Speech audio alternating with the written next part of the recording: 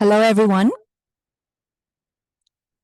Welcome to today's webinar, Charities Lean Forward, Governance as the Backbone of Your Charity. This webinar is organized by Pro Bono SG in collaboration with the Office of the Commissioner for Charities and Charity Council. My name is Lian, and I will be your moderator for this webinar. Before we begin, here are some housekeeping matters to take note of.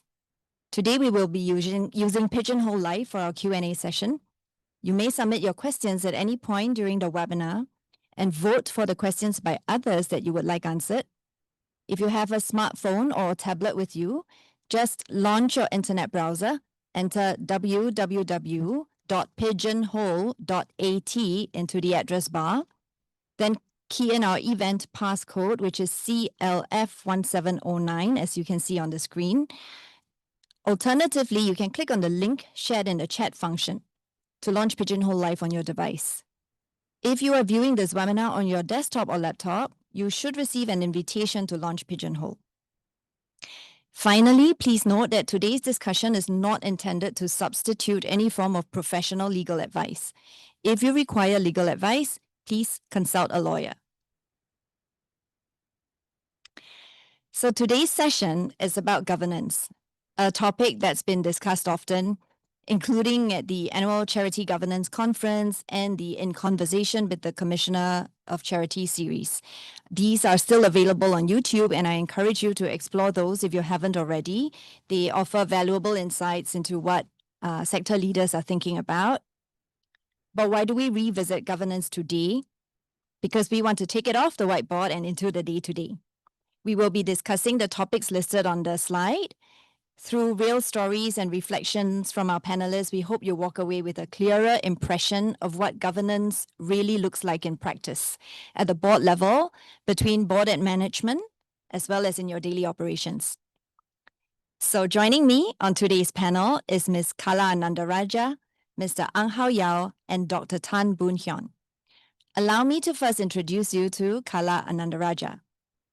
Kala heads the Competition and Antitrust and Trade Practice at Raja & Tan and leads the Corporate Governance Practice. Kala has written widely on corporate governance, including books on the subject. She currently sits on the HSA board and is a member of the External Review Panel for SAF Safety and the newly established Center for the Future of Trade and Investments, among others. She is also a fellow of the Singapore Institute of Directors. Ang Hao Yao is a private investor who is active in the charity sector. He is currently serving on the Charity Council and chairs the National Kidney Foundation as well as Credit Counselling Singapore. He was also a former chairman of SATACOM Health. Tan Boon Hyun has over 20 years of leadership experience in the biopharmaceutical, healthcare, and social impact spaces. He holds a PhD in business from Singapore Management University, where his research focused on ethical decision-making and leadership behavior. He is also a member of the Singapore Institute of Directors and the Academy of Management. He is presently the Chief Executive Officer at HCA Hospice Limited. A warm welcome to our panelists. Thank you. Glad to be here. Okay, so in recent years, we've seen a quiet but significant shift.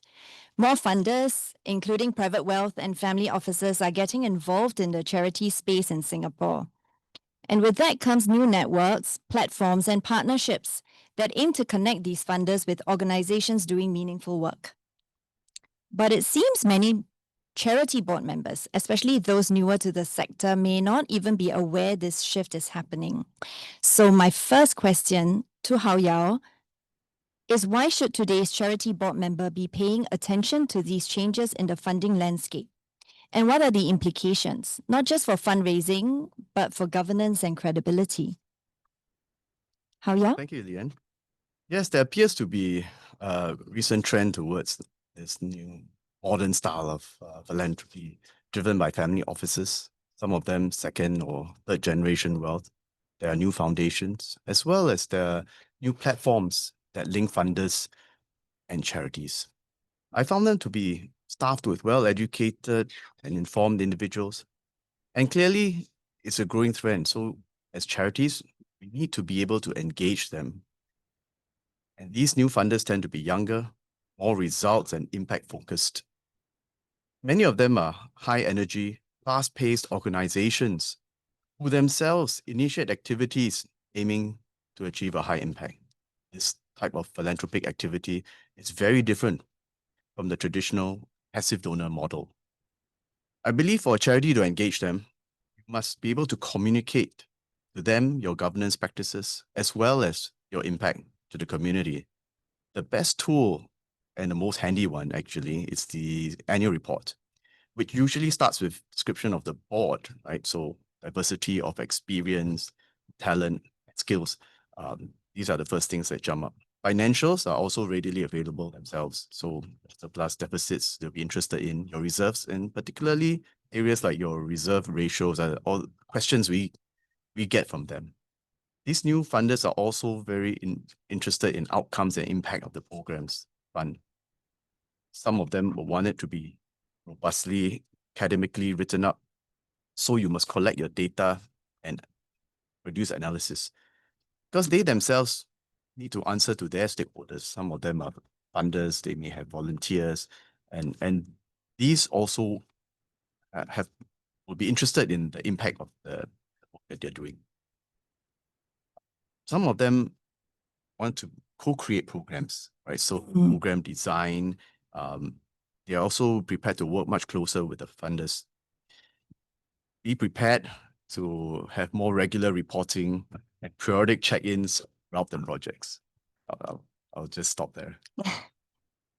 Boo, do you have any thoughts on this?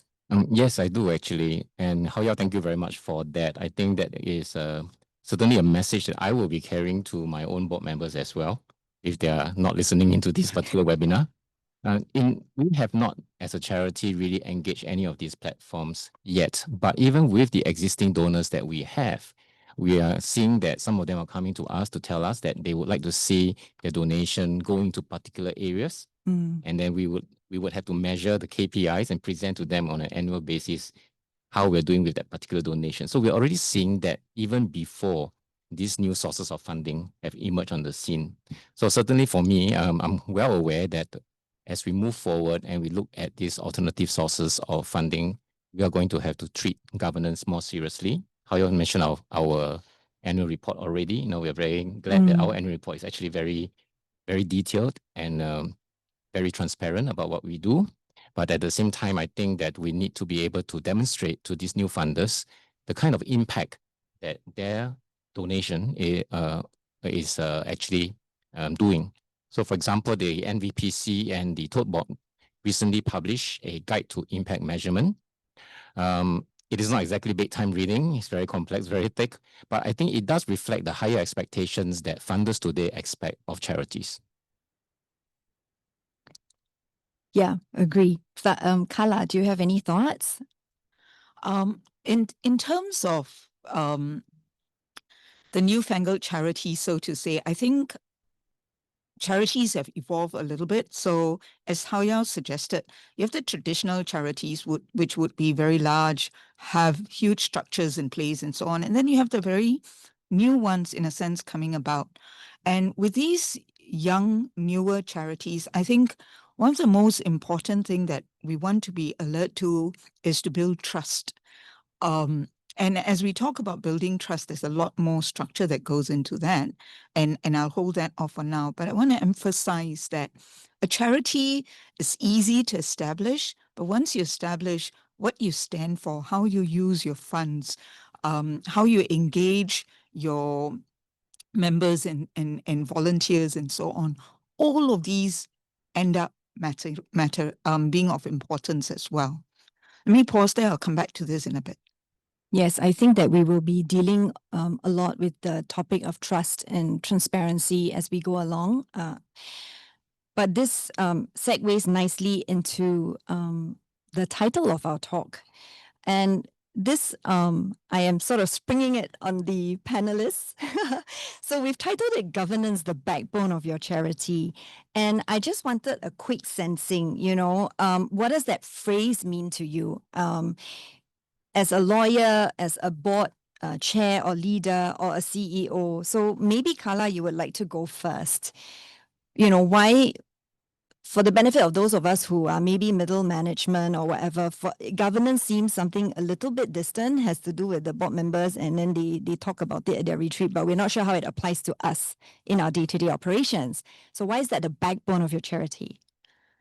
Let me put it another way. When we say a governance is the backbone of the charity, backbone, it's really your spine. It's really what holds everything together in a sense. And that to me is critical.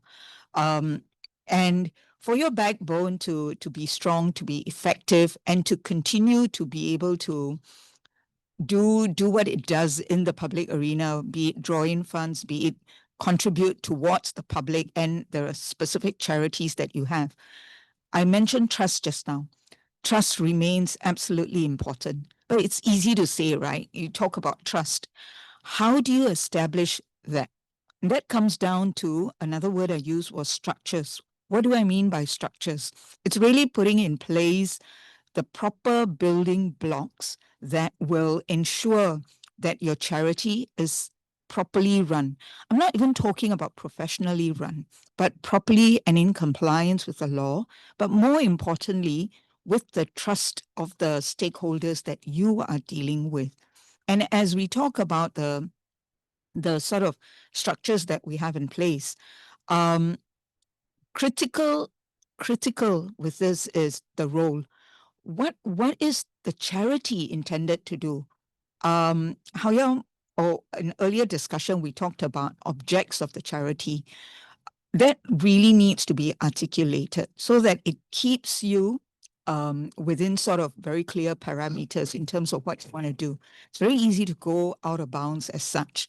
Now, the rest of the backbones, there's various little toolkits various little sort of building blocks that you can put in place to sort of ensure that you're on the straight. Let me pause there again. I'll come back to this. Any thoughts, Hao-Ya? Well, governance is a very big topic and certainly the backbone of the charity. So perhaps I'll just focus on one point for now, which is the tone from the top. Right? People always say governance is tone from the top. What exactly does it mean? It means that organization has to show its seriousness on how it takes governance.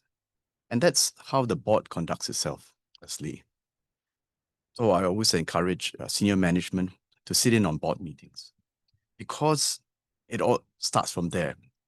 The senior management and staff take cue from the way board meetings are conducted and what the directors or the chairman is focused on. Are appropriate matters being brought up, discussed, and good decisions made? Are the expertise being made use of? Subcommittees, advisors, the board members who hold certain skill sets. These must be all taken into consideration. Whether staff is appreciated and treated with respect is also very important because, as Carla said, that builds trust. Staff will then trust that the organization has good governance, decisions are made properly, all considerations being thought of, that even the staff has to be considered, right? Because it's very difficult for an organization to operate if the staff do not trust the board. Other areas that come up during board meetings and had to be dealt with well is areas like conflict of interest, either existing or potential conflict of interest, because then that also filters down through the organization. And boards have to show that they are serious about conflicts of interest. Other areas, areas like whistleblowing, whistleblowers and complaints properly taken care of and not brushed away, right? And not some organizations will try to find out who the whistleblower is, and there could be repercussions of that. So even like confidentiality of the complainant, how it's dealt with, whether it's well investigated, even if it's a senior management or board member. Now, all this actually demonstrates to the rest of the organization and stakeholders that we are very serious on governance. So I believe tone from the top is crucial. What about you, Boon? Well, what keeps me awake at night is a service interruption. And what I mean is the ability of my charity to keep doing what it does best, right? And if I manage to get some sleep and wake up in the morning, the first thing I usually do when I look at my email is to look for incident reports and look for any highlights of risks, emerging risks that we have, just to make sure that we as a charity, and like many charities who are listening in, we really do very, very important things. And if something happens that stops us from doing what we do, then it is a disaster, not just for the charity, but especially for our beneficiaries. Right? You know, and the something that happens could be something external, like a pandemic, which happened to us a few years back. But I think it's more likely to happen because of some kind of internal reason, something that we can control. For example, it could be patient safety, could be employee health, breach of confidentiality, maybe cyber attack, things that we can actually control. So good governance serves as a backbone for the charity, because by managing these things that we can actually control, we can ensure that we continue to operate and stop self-inflicted wounds on ourselves. Thank you for that. Yeah, Carla, I think you have something to add. Yes, thank you. Just to add on to what my two fellow panelists have said as well. Now, when we talk about charities, and we've been using that word a lot, I think it's important to differentiate between a for-profit organization and a not-for-profit organization. I'm not suggesting that they're going to be run completely differently. The motivation's slightly different. Nevertheless, for both, good governance is very important. And when we talk about corporate governance, we tend to think about the for-profit organizations, the listed organizations, and so on. But the reality is it applies to any organization whatsoever. So it's really about the structures, the processes, the policies in place. This is absolutely critical. So think about it. When you have, if you're part of a charity, small or big, do you have that in place? The structure, the processes, the policies. And another pillar, very important pillar, is people. Do you have the right people to pull it together? Because if you're part of a if you're part of a small charity, might be very few of you. But the reality is, even with the very large charitable organizations out there, teams can be lean and there are many volunteers. So the people that you pull in, be it the full-time staff, be it the volunteers, are they rightly motivated, and are they going to ensure that the structures, the processes, the policies are complied with? Absolutely critical. Now, I mentioned corporate governance. There's the Code of Corporate Governance for ListCos. Private cos, not quite, but yet there are different rules across different organizations, including the public sector organizations, in terms of what governance should look like. For charities, the Pro Bono Office has put together a corporate governance toolkit, which was mentioned earlier. And I want to sort of emphasize the importance of the charities looking at that if you haven't already. It is a very helpful document to sort of aid you in continuing on the journey that you are on. Thanks. Thank you. Thank you to the panel. I think it's clear from the sharing that governance really undergirds all of a charity's operations. So with that foundation, shall we start our discussion at the top with the board? So this is my question for Hao Yao. What exactly is a charity board member responsible for? Is it to attend meetings and approve budgets? What is the core business of a board in the charity context? Okay, it's not easy to answer in one paragraph, but maybe I'll just make a few points. It is quite typical that organizations, we are very busy, often understaffed, and we're very bogged down by day-to-day operational issues. So much of the time tends to be focused on settling your operational compliance, getting the right approvals, so forth. But there are certain areas that, as board members, we shouldn't lose sight of. Starting with of course, governance, which is the area the board should first and foremost focus on. And Carla mentioned the code of governance. And that begins actually with the setting and a reviewing of your strategy. So every year or two, there should be a strategy review.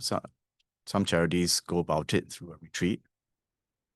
And not only you set up your strategy, but you have to monitor it regularly. What is the progress? What are the milestones? Where are we on? And it is good to have a dashboard.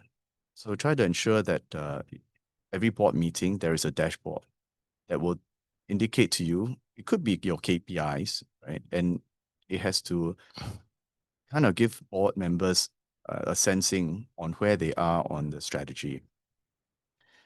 And of course, that also goes with a big review every 5 years or so, perhaps your mission and vision. There are also other areas that board members should look at beyond your day-to-day operations or compliance, staffing and budget matters. Budget, as Leanne mentioned, is one of the areas that the board members tend to be quite tied up in. There are also risk monitoring. So your organization should have a risk register, which states that the major risks items. Items could be IT, cyber, and I think Boon mentioned data, PDPA.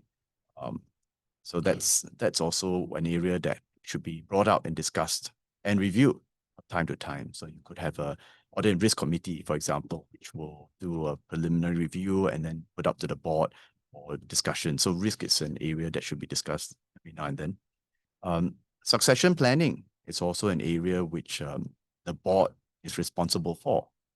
And you could have a subcommittee, a nominating committee that looks into this, but it should also be brought up to the board for discussion regularly.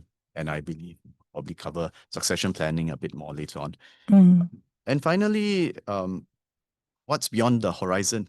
What are we not thinking of and looking at as an organization that we should? For example, there could be major sector changes, and I think we started the conversation with new funders, so that could be a topic. Could be AI, it could be robotics. Sky's the limit. But it is again, what are we not looking at? What's around the corner? That's interesting. It sounds like the board, is doing a lot. Carla, in your experience, what then does it look like when the board is actively contributing to strategy in a way that helps shape and support the charity's mission? So what I would say about a board which is actively contributing is the presence, the availability, being there, listening, participating.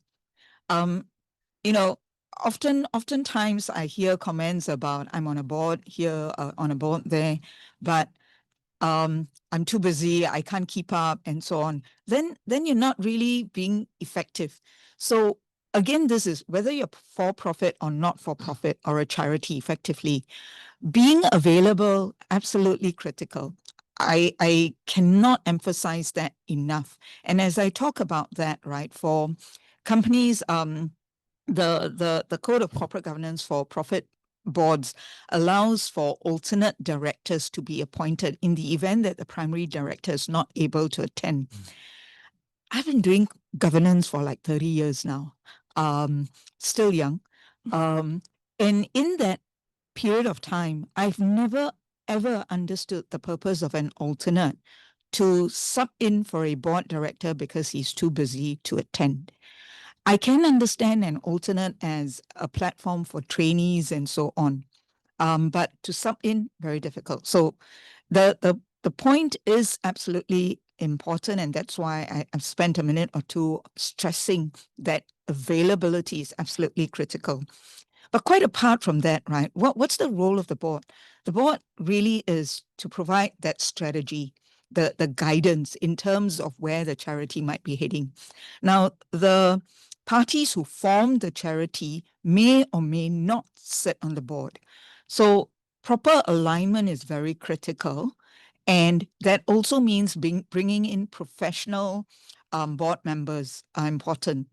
And when I say professional, I do not mean a professional as in an accountant, a lawyer, and so on, but rather someone who is truly independent, has a business-centric, professional-centric way of thinking about things. Having that person come in allows him to sort of pull together what might be best for this particular charity, regardless of where its life cycle is, whether you're a startup, you're more senior. So that to me is absolutely important. Another key element for a board director or the role of the board is question. Question everything. No question is too dumb.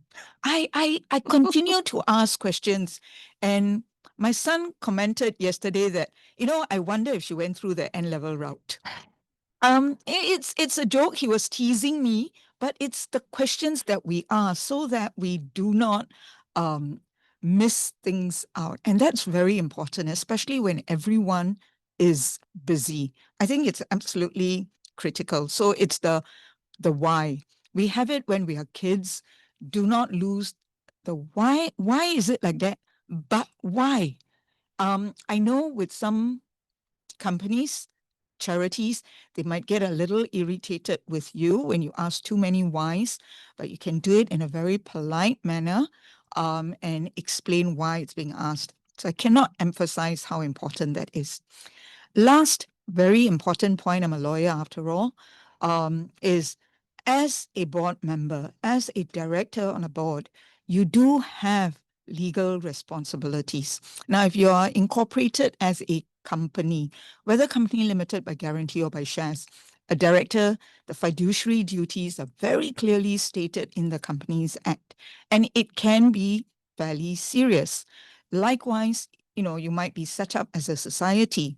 The obligations may not be stated in the same daunting manner as per the Companies Act, but fiduciary duties remain in any event. So there are obligations that you bring, in a sense, to yourself when you sit on the board, and to be able to then ensure that the charity is being run in a manner, managed in a manner, and serving the purpose for which it was set up as such.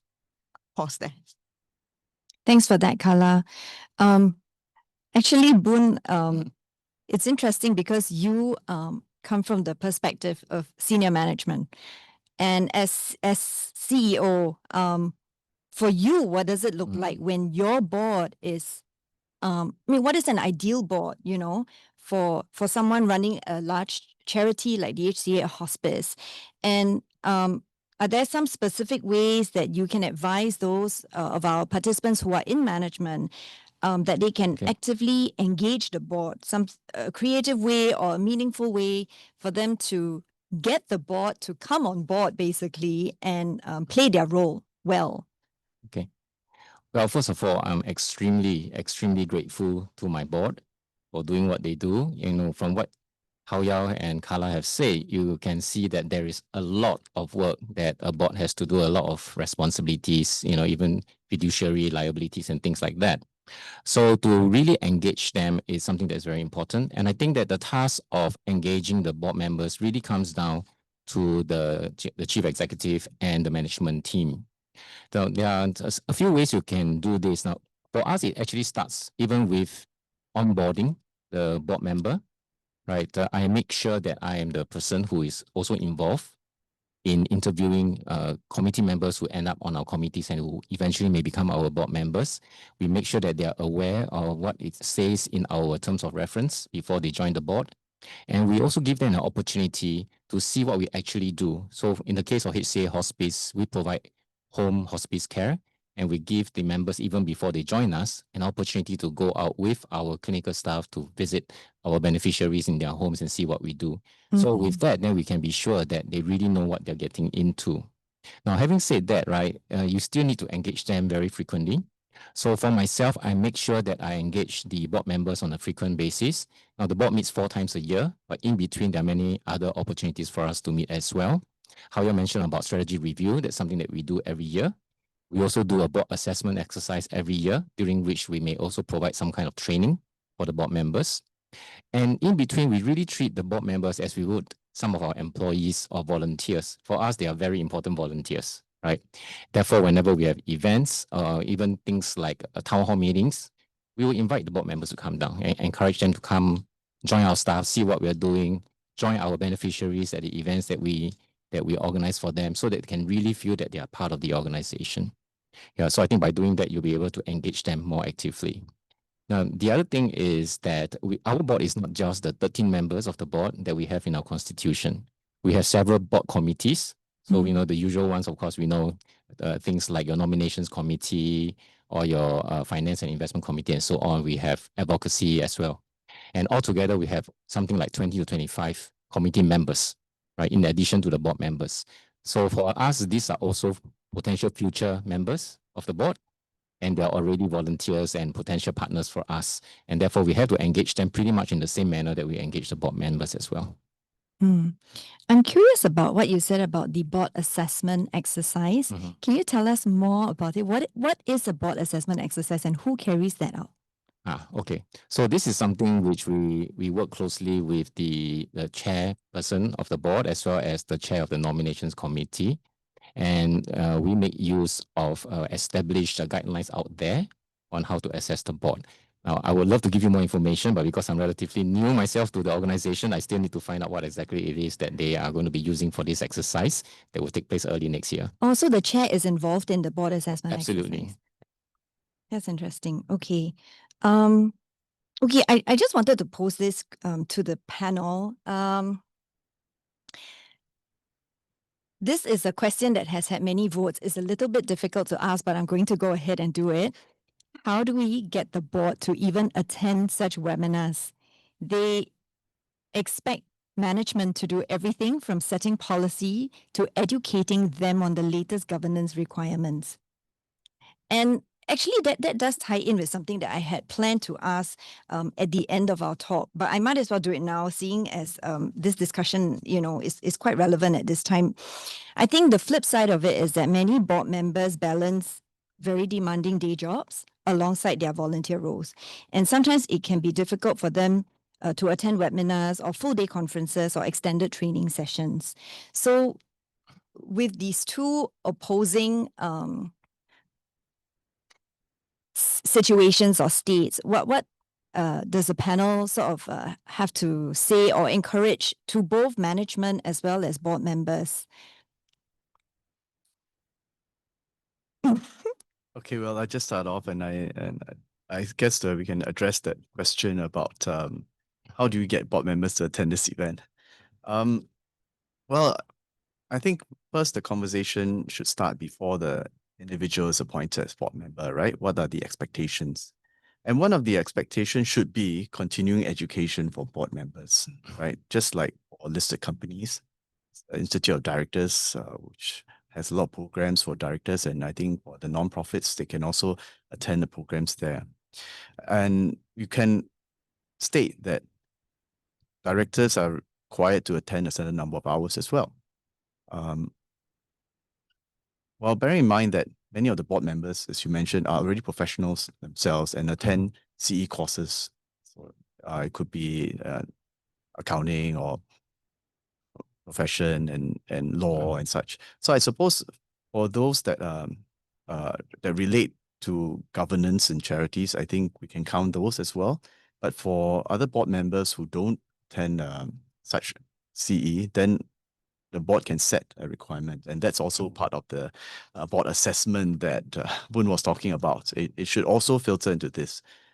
It could be self-declared, you know, as a start. You're not going to audit them. I don't think you want to spend the time to do so, but you can always, on an annual basis, the director has to declare that there's how many hours of training. You can put in seminars and webinars and so on and so forth. There are a lot available. Yeah. Yeah, so Yes. can I add to that? So I totally agree with what Hao Yao has said. And as a member of the Singapore Institute of Directors myself, I must say that the SID does make it relatively easy for directors to keep up with their continuing education. And if you're an accredited director by the SID, then you know you have to fulfill your 20 CEP every 2 years in order to maintain your accreditation. So there is a very good reason for directors to keep up. And I think that besides SID, there are no lack of our tertiary institutions who will be willing to teach you what you need to know as well. Yes, Carla, would you like to add to that as well? Yes, just quickly adding, and I'm so glad Boone mentioned SID, making it very easy. You know, as recently as 15 years ago, it wasn't there. Programs were put in place, but getting people to come along was not always easy. Maybe 15, 18 years ago, not so easy. But over the years, what SID did was to work with Singapore Exchange, and then it became mandatory for new companies, newly listed companies, to ensure that their directors are trained. So directors cannot be ListCo directors unless you're trained. And now it's become so professionally run, in a sense that you want a program, SID will have it. So it's brilliant. I just want to share yet another example for lawyers as well. We never had continuing training like maybe the doctors or some other professions. But again, about 15 years ago, the Singapore Institute of Legal Education was put together, and mandatory professional training for lawyers has now come to pass. Finding time to attend the more senior you are is not easy. So you try and find different flexible ways to ensure that they keep up to speed. Why do I give you these two examples? Because regardless of how specialized you are, the profession that you're in, and so on, keeping up with the law, keeping up with developments in business, keeping up with just general knowledge as well is so very important. And all the more for directors who sit on charities as well. Whilst there are external sessions you can go to, whilst you may be a professional yourself and you have to fulfill local requirements, another very easy step for charities is when you have your board meetings.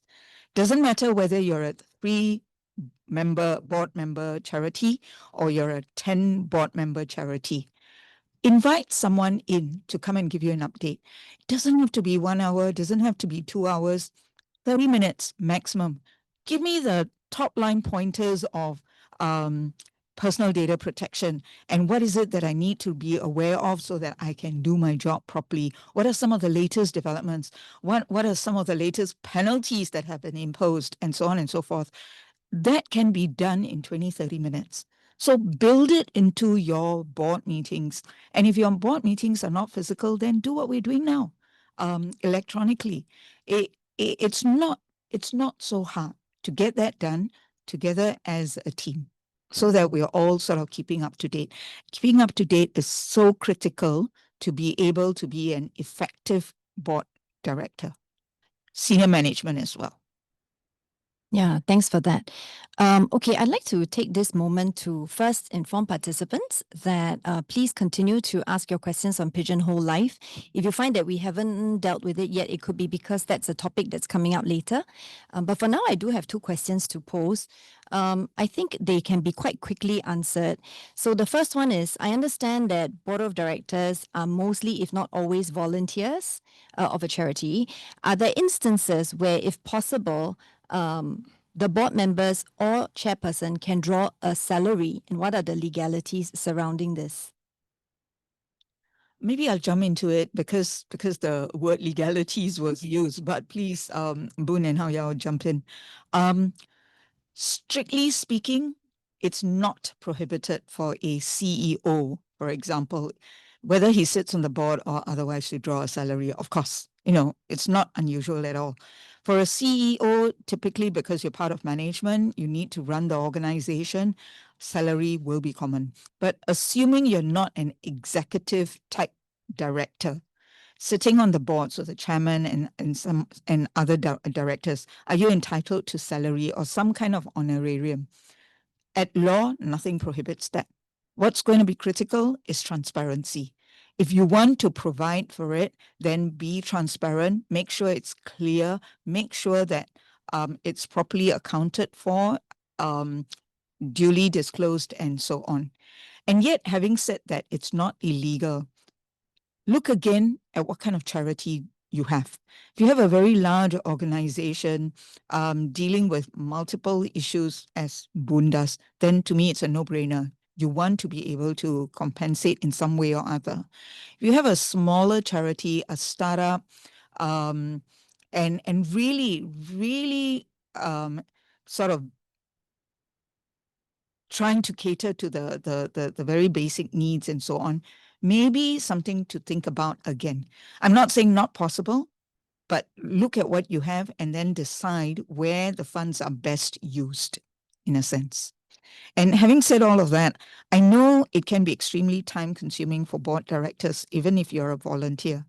But, you know, compensation doesn't always come in the form of dollars and cents, right? It's also fulfillment and so on. So finding that balance. Yeah, I really like that reminder. Okay, another quick question that I reckon either Carla or any one of you, should a charity board be covered by directors' liability insurance? Okay, just looking across the table, I'm going to pick this one up very quickly. D&O policy, I say why not? But again, if you're a very, very large organization, large charity, then maybe. But if you're very small, is it absolutely critical? It's no one size fits all. It's really trying to understand what is it that you're trying to achieve. So may not be critical, although there are benefits because there's cost element to it as well. Okay. Well, I think most of the charities I've sat on, they all have this insurance, and you have to review it from time to time because your charity changes in size, right? Typically grows. And it's probably easier to attract board members as well if you say they do have a D&O insurance. Anecdotally, I have come across probably maybe management level of smaller charities who've indicated that they don't have directors' liability insurance, or just kind of all that. So that can happen. So I think the advice that you've given both of you is useful for sure. Yeah. Okay. So let's move on to managing the board or strengthening board engagement. So where does the role of the board end? We've just spoken about how the board is very much involved in strategy as well as looking at what's going on in the sector and outside of it, and what sort of tools that we can harness, such as AI and things like that. So where does the board's role end and management's role begin? Boon, I don't know, have you sort of been in situations where there is a little bit of overlap or potentially even friction when it comes to board and management having different perspectives of their roles? Okay. Well, I think from what we've heard so far today, from my other members, and from what you would know from reading what the role of a board director is, it is quite clear that the director's role should really stop just before execution. Right? Execution should be something that is the domain of the executive team, management team, and the staff of the charity. But we have to bear in mind that many board members are themselves executives in their day jobs or in their previous jobs. And I think there's a natural tendency to want to give instruction to managers that you just don't think are doing their jobs well. And you can't really fault them for that, right? I think it probably takes a board director experience to be able to kind of hold themselves back and maybe, rather than instructing people, to actually be coaching them instead and letting them figure out for themselves what they need to do. But I'll give you one example which I picked up when I joined this organization for the first time. It was just the first few weeks when I joined, and I noticed that a board member was actually instructing the staff to make some changes to some online algorithms just days before a project was about to launch. And I was surprised to see the staff basically just kind of obeying the board member and making those changes. Now, then the project was executed, and in the first 24 hours, there were a number of glitches. I don't know whether those glitches were because of those last-minute changes that we had to do. But then I reflected on it, right? And this wasn't really about the board member micromanaging because he was doing something wrong. I think it was because we as a project team, did not obtain the feedback that we needed from the board member in advance enough, did not get his wisdom way in advance of the project, right? We didn't allow ourselves enough time. And the other thing is that even though we have a board member or board members who are very experienced in their areas of expertise, that doesn't absolve us from becoming the experts ourselves. So some of the problems that the board member was trying to correct should have been stuff that we should have corrected earlier. So I would advise the charities too, if you don't want board directors to micromanage you, then probably you have to get our act together as a first thing, right? And then of course, board members would have then reason to focus on their real job, which is really to coach rather than to be supervising the management team. I like that. I think that's very useful and practical, especially the point about engaging with the board or the committee, the relevant committee, say, for example, for a certain project early. That gives everybody time to sort of iron out maybe differences in opinion or something before, rather than 2 days before the project. That's correct. Something like that. Yeah. I feel like that's useful from a manager's perspective. Yes. Hao-Yao, would you have something to add? Yeah. Well, I guess sometimes board members are not so clear of their roles and they may end up micromanaging. So I came across a board member who actually checked on the CEO and told me, this organization CEO was not in at 9 o'clock in the morning. And so I thought, that's probably not very appropriate. Perhaps you can document the CEO's other infractions and then bring it up for discussion, right? Right? If you have any kind of specific complaint rather than checking on the person on the day-to-day basis. I also tell the board members that you don't really have any powers as a board member unless you're delegated powers specifically by the board. Board members' authority comes from resolutions when the board sits as a whole and passes a resolution. I suppose Carla can chime in on this. So even as a chair, I always tell CEOs that whatever I say is only advisory. You have to make your own decision as management. And if need be, then we come together as a board to discuss it. So if in Boon's case, where directors want to be more involved or want to give instructions to the staff directly, I think firstly, the CEO should be roped in and the chairman should also be roped in. So for example, if director wants information, data, so that's not so uncommon. But I think then the right channels should still be gone through before anything is given to the director, right? Or instructions are followed. So the chair should actually oversee this whole process, ensure that there's no micromanaging, and if there are any requests, they are all satisfied in an appropriate manner. Thank you. Thanks for that. That was useful. Okay. So there are quite a few questions on board renewal and succession. I think we're coming to that. That's actually next on our slide. But before we go there, I did want to ask the flip side of it. So we've just been talking about micromanaging.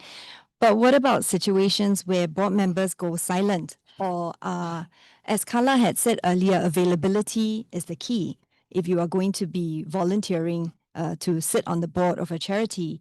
So what can management do when you have board members who are missing meetings, they're not responding to emails, and you find that a handful or just a portion of your board are doing all the work and perhaps feeling burnt out?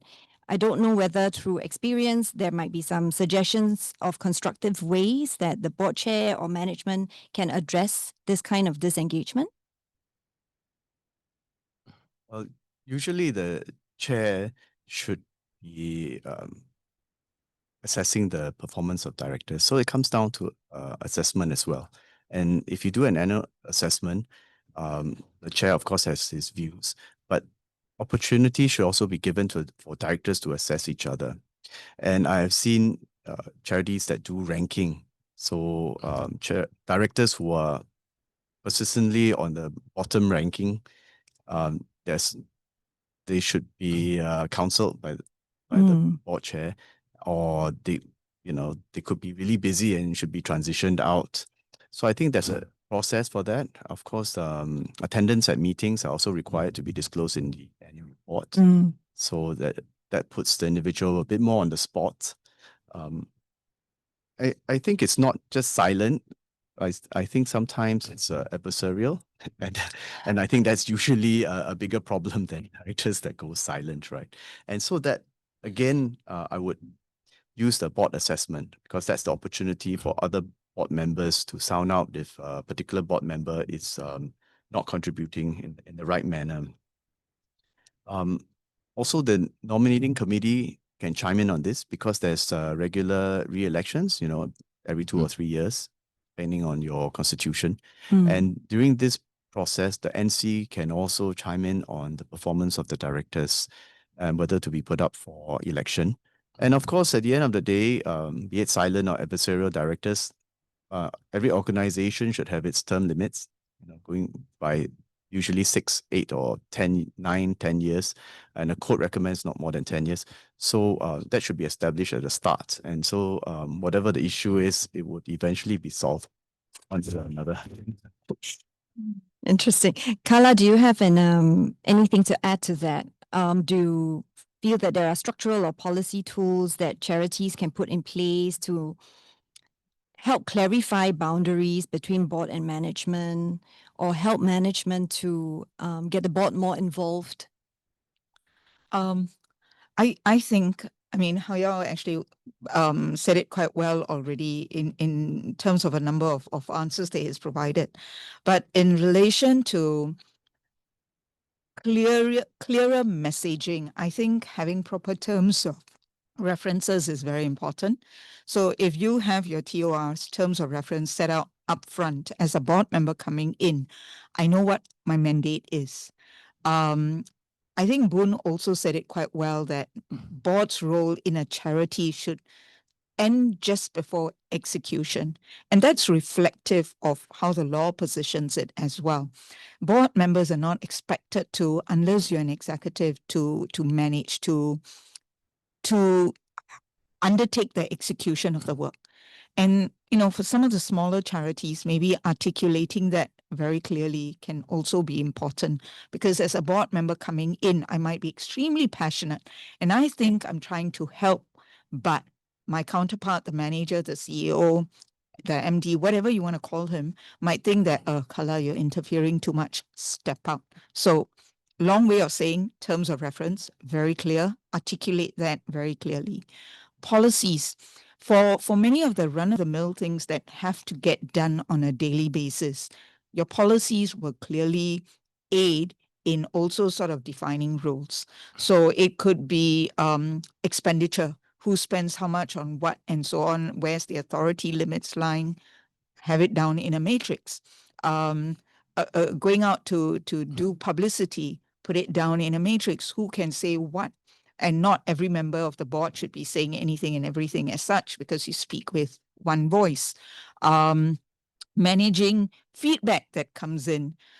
Hao Yao mentioned whistleblowing as one of the critical backbones much earlier in the session. Now, when a whistleblowing complaint comes through, who handles that? Having that properly structured, I think, is also important, so that we do not sort of jump into each other's remit. We do not cross unnecessary lines as well. All said and done, where I'm really getting to is what I started out saying. It's about the policies, the processes in place. If you get that right, then I think what board members should do, where each one of the board members, what their specific roles are, will be very clear. The overriding role, of course, remains. You are there as a check and balance. You are there to help guide on strategy and so on. That will always remain.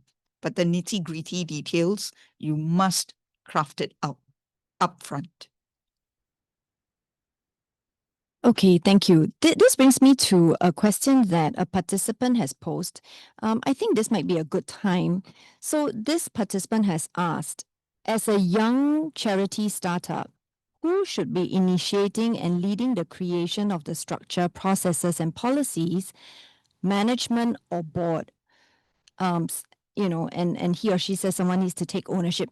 So in the course of my work, providing services to the nonprofit sector on behalf of Pro Bono SG, anecdotally, we do come across fairly new young charities. They have just been formed, maybe a year or two. They have 3, maximum 5 board members, fairly new, and they're trying to grow whatever their ground up activities and operations were. So I had definitely have seen some of these founding members first unsure of whether or not they should take the chairmanship or be the CEO. And then after that, I think I would imagine this question would come from a person like that. Who takes charge? Who sets these policies? Is there at the early stage of a charity a bit of an overlap? Or not? Or maybe it's really just the board. I'm happy to jump in and start on a potential response. It's reflected as a startup charity. So then my question is going to be, what is this startup charity intended to do? What's your key focus? Is it a family office run? Is it with one specific mission in mind? Is it a much larger organization, but you're in startup phase? Much larger in the sense that the charity is intended to do something at a I was going to say regional, but maybe countrywide level or community-wide level and so on. So you need to know that. Once you know that, the next question to ask is, who is trying to put this together? Is this being put together by third parties in a sense, or a group of interested members who are saying we need to set this up? So that there can be some degree of professional alignment being built. Or is it really about a much smaller charity with a passion to contribute in some way back to society and then trying to pull it together? The difference is in this smaller one, there's going to be a lot more overlap. You are probably going to be CEO equivalent, board member equivalent, and so on. And the kind of people you pull in initially might include people who have very similar visions as you do. And then you're also going to try and pull in the professional board members to come in to give you that gravitas as such. The distinction can be easily drawn as you slowly grow. But with the larger ones, I think there will invariably be some form of a pro tem committee who likely functions a little bit like a board, a little bit like management. They're trying to get things going. And at some point in time, it will be handed over to management, to board, and the roles become clearly defined based off the terms of references that I talked about, based off processes, policies, very important to ensure they are there in place guiding you. Thank you. Thanks for that. Hao Yao, do you have anything to add? Well, the charity structure, as you know, is quite complicated. There are many areas. Of course, like any company, it also has accounting, it has, inventory, it has legal matters, contracts, and so on and so forth. Not to mention, you have to set up your whole governance structure with the TOR, as Carla is quite particular on. So I would think that before you set up a charity, that's the most important time. Don't wait till you don't get into a rush to set up something, register something, put in some board members and such, and then go, well, what do each of us do and who does what? I think all this should be set up way before.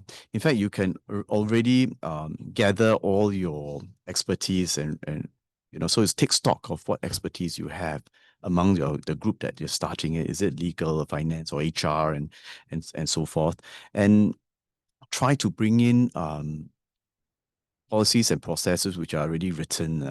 Don't reinvent the wheel from other organizations or mentors that's going to help you, and because before you set up, there's no clear distinction between board members and management, right? So that's the best time to kind of formulate all your ideas, put in all your resources together, because the day you register, then you will have clear demarcation, who's a board member, who's not a board member. And then the question will come, can board members be paid, and so forth. And make sure you're well resourced. I mean, I've come across more charities who have issues paying rent and salaries on a month-to-month basis. So before you set up, make sure that you have resources that will last for some time. Set up your board slowly. I mean, when I recruit new board members, I plan several years ahead, because many of these individuals are busy people and they may need to get off boards before they get on others. And so don't be in a hurry to put a few board members together and say, let's register something, but really plan who do you need, who will eventually come in later, and what expertise, and so on and so forth. And only when you have everything set up, and talk to people who are familiar with governance of charities and all that, then you incorporate yourself and then start your programs activities. Yeah, so don't put the cart before the horse. Start running into programs first, before you have set up all your governance. Yeah, really like that. Thank you. On that note, because Carla has been also talking about policies, and you've just mentioned Hao Yao as well, that we shouldn't rush to set things up and then subsequently worry about not having these things in place. So let's answer this question from a participant about policies. This person has said policies are easy to create, but how can we better implement them in day-to-day work, especially when they are frequently being updated? Many may be fatigued and lost with information and clauses, etc. Maybe Carla, do you want to take that on? Yes, thanks very much. I'm going to sort of provide the legal element of it, and then my fellow panelists can step in from a day-to-day operations perspective. You're absolutely right. Policies are easy to create. Having said that, I'm not even remotely suggesting policies which are long, lengthy, 15, 20, 25, 30 pages. No. Your policies need to be very succinct so that they help you work to achieve what you want to do. So keep them brief, all right? A page, 2 pages, 3 pages maximum, depending on what that policy is about. Should you be updating your policies regularly? No. Once you create a policy, stick to it. And policies are not always driven by law. So the law may change. That's a different thing altogether. The policy is really to regulate the process that you have in your charity. How do you run? What do you do? What is your goalpost, so to say? So keep it simple. It provides each of us in that charity with clear definitions of what we're supposed to do, so that, things can run. It's not intended to make it complicated, and not definitely intended to create fatigue of any sort. Yeah, well, absolutely right, Carla. Policies should be very short, right? There may be SOPs that go with some of these policies, and those could be longer depending on the need. Certainly in our case, where we're doing healthcare, there are a lot of SOPs that are specifically related to clinical procedures and so on. And in that case, we have very detailed SOPs. But those things don't change. They will change when there is new innovation, when there's new ways of doing things better, then there might be a change to those things. But the policies themselves, we don't change them very often. We review them periodically, of course. And then if we need to change them, we change them. Usually the change would happen if, let's say, there is a change in the law. So something that could happen in the healthcare area, for example, would be the Health Information Act that's going to be coming up, right? And as a result of that, then companies may have to change some of their internal policies in order to be able to meet the requirements of the Act. But those things don't happen very often. They happen once every many years, right? Or a few years, depending on the particular area. So I would say that definitely keep up with the policies, but they shouldn't be keeping you awake at night, because once you establish them well and get the board to pass them, then you would execute them until some change happens. Yes, Hao Yao? Well, I read this question, and it says, firstly, the policies are easy to create, and then goes on to say that there may be fatigue and so forth. So I think it's in the creation process, right? Because when management proposes a policy, they should already identify the way or the staff is going to monitor or whether this policy is properly executed, and all that discussion, resource requirements, manpower requirements, all that should be done when the policies are created. So I wouldn't say that policies are easy to create. I suppose you can just make some blank statements and say this should be done, that should be done, but that's not really a policy as such, a formal policy. So in the policy creation process, all this should already be taken into consideration before it is put up to the board for approval, right? So I think that perhaps the organization that the person's referring to then should take this back and discuss with the senior management, or how then when policies are written or updated, in that process before it is established and approved, that the proper resources are already taken care of. Okay. I don't know if this is directly related to the point, but I do think that there is a question from those in management level or staff or employees who sometimes share that they wish they were consulted more often on issues of importance, say, for example, change management, and especially when the work involves them to some extent. So you were talking about the setting of policies and all that. Sometimes some of these involve fairly substantially the work of employees of the charity. And oftentimes management is seen already as one step removed from the mid-level, lower-level staff. And then the board will be even further removed. So a question would be, how can management give staff a voice?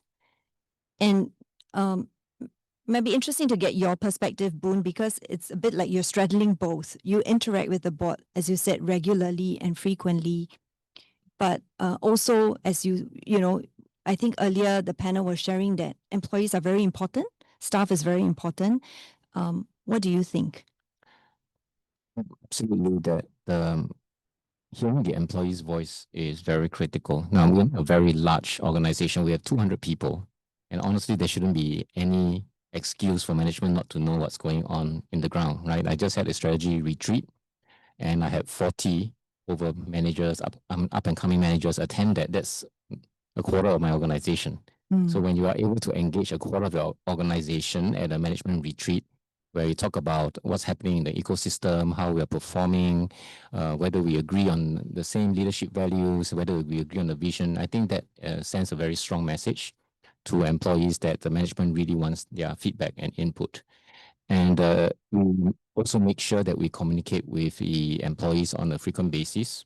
So we've all heard of skip meetings. I do my skip meetings regularly with all of my hubs around the country and with the various teams. We have our quarterly town hall meetings, and I have an open door policy. Anyone can just walk into my office and give me feedback on what they think. I think all that is very important to let employees know that they have an avenue to reach out to management. I think, like all larger organizations, we do conduct our employee engagement surveys, our house surveys, so we know what employees are concerned about, what they're worried about. In my specific case, in communication was mentioned in last year's report, so that's something that we are working on, and making sure that we come up with new avenues to communicate with employees. So then where the board comes in is that in our regular engagement with our boards, we do let them know what the employees are thinking. So outcomes of our engagement surveys or pulse reports that are shared with the board, and whatever initiatives that we come up with to respond to that is also something that we share with the board. Thanks for sharing that. Okay, let's move on to board renewal and succession. We'll stay with you, Boon. How does HCA Hospice, being a long established and a large charity, deal with board renewal and succession? Okay, so we are 35 years old, quite long. However, our status as a CLG, Company Limited by Guarantee, is quite new. So we changed from a society to a CLG only 3 years ago. And that's an important point because with that change, it actually allowed us to put in place a constitution that has provided a framework for our succession of board members and so on. And that succession is happening right now. And in a very short space of time, about 3 years, we are actually renewing almost half of our board members. So we Wow. had 5 board members just step down from the board last month. And you can imagine that loss of institutional knowledge can be quite painful. We have another 3 who are due to step down within the next 3 years as well. So basically within 3-year period, we are going to change more than half of our board. Luckily, we do have a good succession planning process in place, I believe. I alluded to it earlier on. We have a lot of board committees, and on each of those board committees, we have a number of members. Now, the members join our board committees to provide their expertise in their particular areas. But at the same time, whenever they come on board, we are already assessing them on the possibility that they might become board members down the road. So with the 5 members that stepped off, we also appointed 3 new board members, and they have been members of 3 of those subcommittees for a while already. So we are aware, we know about their commitment, we know about their expertise and how they engage us as committee members, and then now they are our board members. At the same time, we also constantly look out for potential title holders. So if the chairperson is stepping off, then we already know who are the potential new chairpersons. They are probably already people that we appointed as vice chairs 3 years earlier. So we know that they're going to be ready to take on the chairperson positions as well. Yeah, I think that's what's happening right now. And then the process continues. Right now, because of this change, we are appointing more new committee members. Yeah, I thought that was, thank you for sharing that. I hope that the other charities worried about board renewal and succession can take that to heart. How Yao, is board succession the responsibility of the board or management? Yes, well, that is a tricky question. I would start with saying that no one party should be able to make all the recommendation for board members. So that said, management can also play a part because after all, their day-to-day involvement, and they also deal with all the subcommittee members. So sometimes board members, you only see your own subcommittee, you don't see the other subcommittee members. So you don't really know, you can't really establish who are performing or not. So in certain respect, management can kind of chip in and do kind of like a first cut, particularly on things like the matrix, keeping it up to date, who's retiring, because everyone has a retirement date, a re-election date, right? As board members, as subcommittee members. So there are many dates to keep aware of. And so usually this process is done by management, as well as writing out the matrices of the skill sets, right? Or your diversity matrices. So all this is usually done by management, and they can make some suggestions as well. But other than that, the responsibility usually falls onto the chair and the nominating committee. And as I mentioned, I plan this usually many years in advance.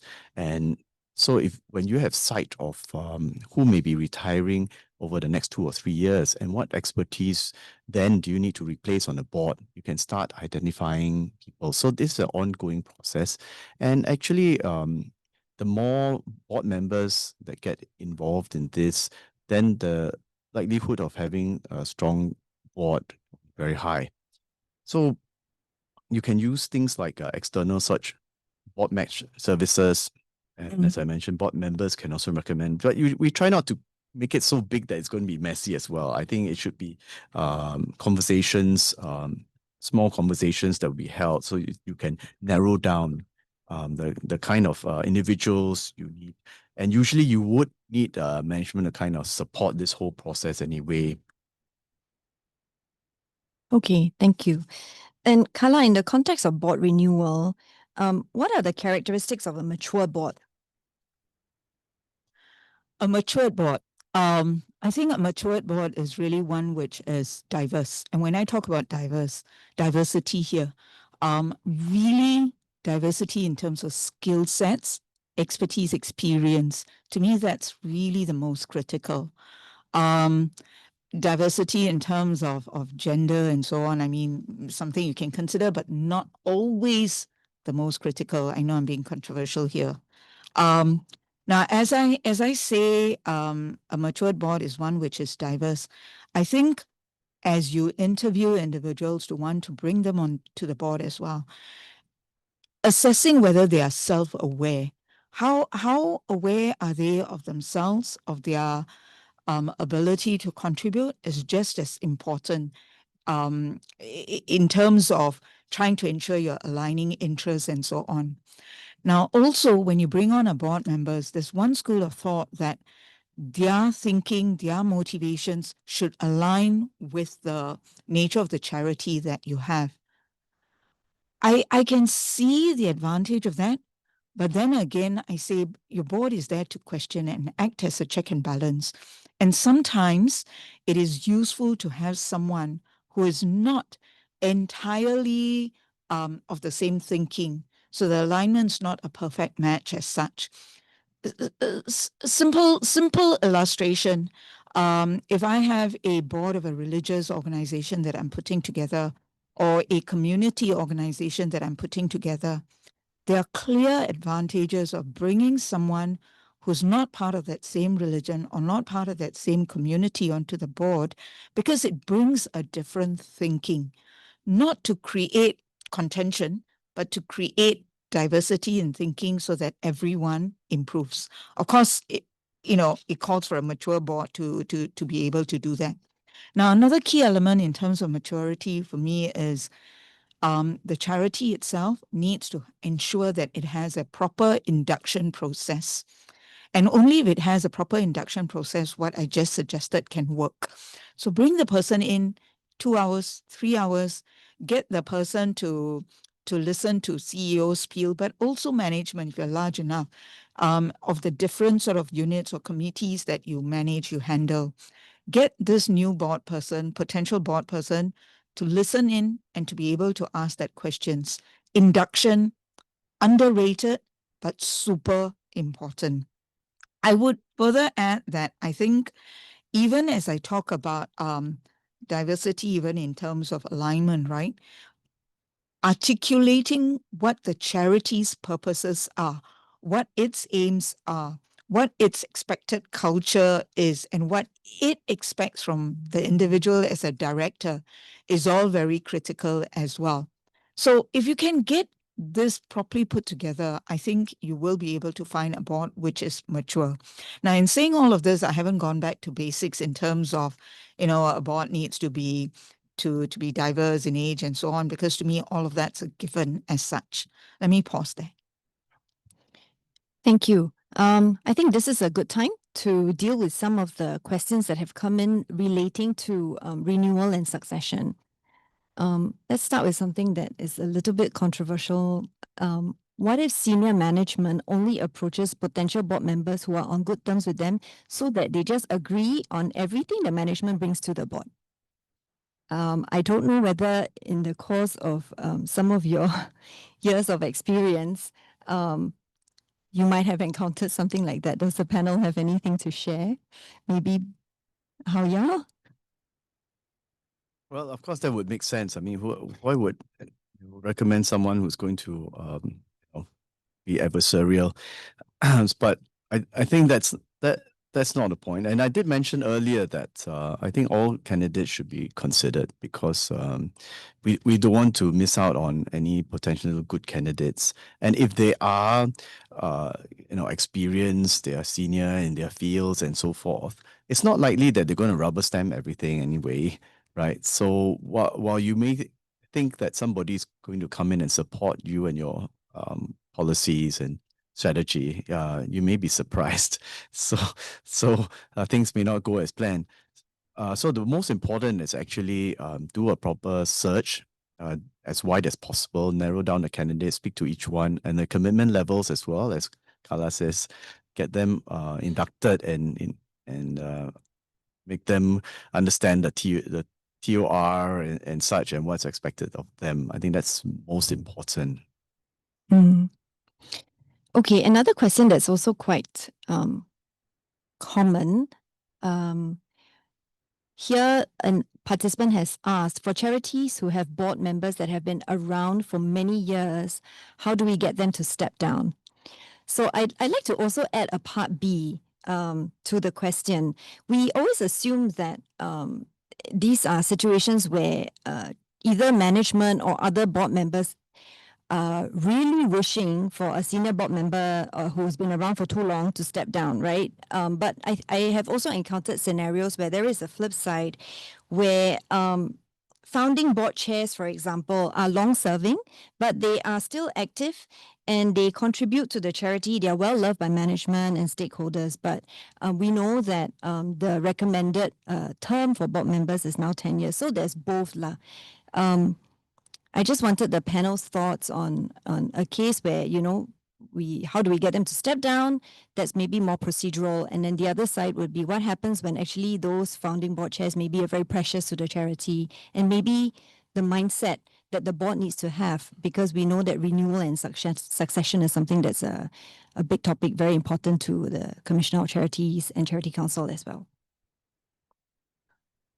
Boon, would you like to So say let me something? just start first. I mentioned earlier on that we became a CLG quite recently, and one important reason for that is that most of our board members have been with us for a very long time, and I think some of the board management was starting to think that we'll never be able to renew the board if this goes on like that.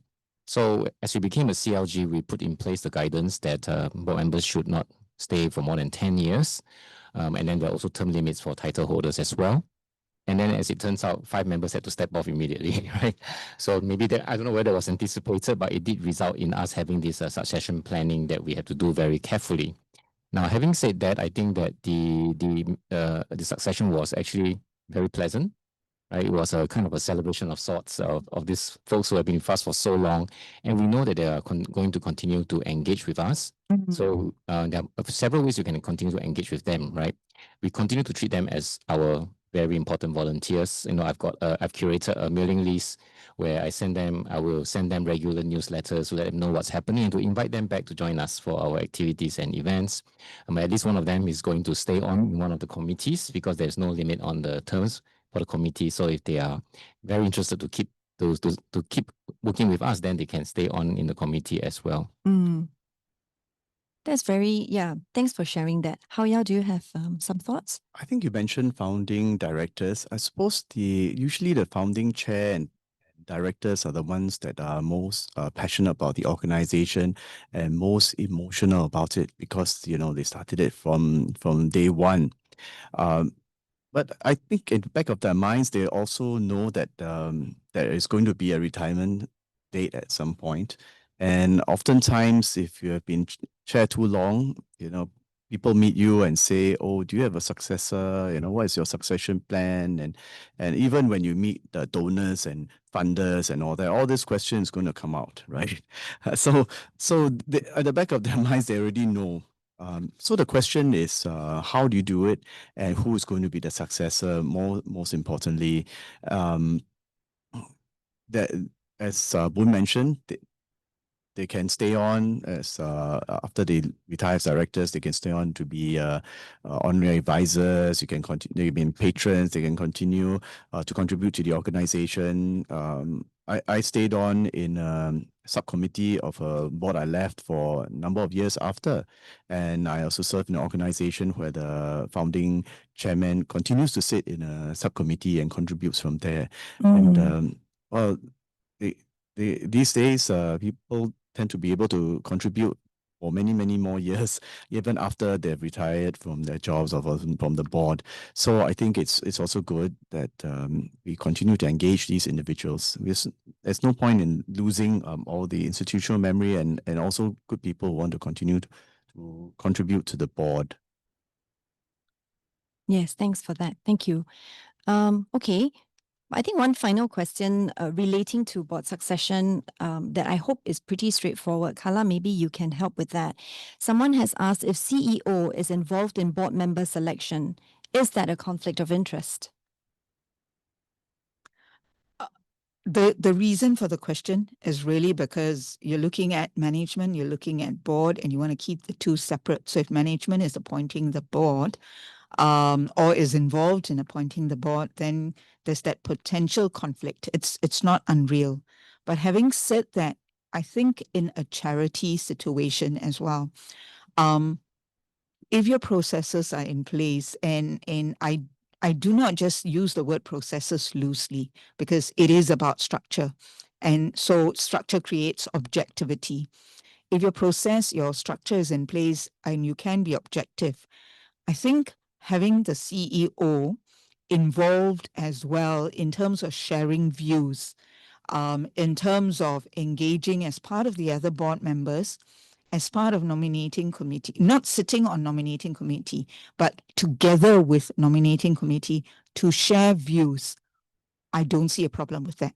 Ultimately, our structure, our processes will determine who is making that final call on which board member comes on board. The CEO is merely there to share a perspective. And at the end of the day, the CEO does need to work with the board. And they're not there to kind of fight each other. It's not CEO against board or vice versa. They work hand in hand. So I personally don't see a problem with it. The law does not prohibit it, but there is that perception of a conflict. So it is how you manage it, the structure, the objectivity that you create, and the transparency that comes along with it clears your path for you. Thank you. Boon, would you like to add to that? Yes, so I would absolutely agree with what Carla just said, right? I am involved in talking to potential members of the committees who then may become board members as well. But my involvement is really two ways. First is just to provide feedback, because the final solution has to be done by board members, not by me. The second one is that somebody has to also attract the person to join the board or the board committee. And the board member can do that, but I think the CEO in his position or her position is really in the best position to be able to tell the new potential candidate everything about your charity and why he or she should join it. Oh, yes. Yeah. Couldn't agree more. And since you've mentioned that, then I'd like to pose this question to you. It was directed at you. As a new CEO in an organization, how do you navigate situations where your vision for the organization may differ from long-serving staff, leaders, or board members who are used to the old way of doing things? I think that would take a whole webinar in itself to answer, right? It's going to be about change management, and then you can pull from a lot of literature and real experience out there with change management. Certainly, it's got to, for me personally at least, I always believe in a bottom-up approach where I get all of my team members to agree on what is it that we want to do. Quite recently, we had our management retreat where we gathered and we talked about our vision and our mission, whether it's still relevant for us. If it's still relevant, then what is there that we need to do more of? If there are things that need to be tweaked, then what are the things that we should do less of? We also consider the ecosystem, what the government is expecting of us. In our case, we had to look at the whole active aging landscape and think about how that's going to impact us now, next year, 3 years, 5 years' time. And what is it that we have to do in order to adapt to those changes? And I think that when you get everybody together around the table and debate this over 2 days, then people soon come to a common ground in terms of where we need to be. And there might be some who have their own opinions and reservations, and I guess they would have to think about whether then, that's something they want to continue doing in this organization or not. But I would say that for the vast majority of us, we all agree this is the way that the sector is heading. And if we want to stay relevant as a charity, then these are the broad objectives that we need to achieve together to get there. Now, this is just a first step, right? After this, then we need to go into details of formulating the strategy and doing sanity checks in terms of whether we can even afford to do what we want to do and so on. And then, of course, get the board to agree and approve. Yes. Carla, I believe you have something to add. Yes, thank you. I just wanted to add to a very important point that Boon made. So if we are looking at individuals who have reservations, that is actually a good thing. Because what you want is not a board which is completely aligned all of the time, right? So as Boon suggested, you sit around the table, you have discussions, you have views, and some may have reservations that do not go away.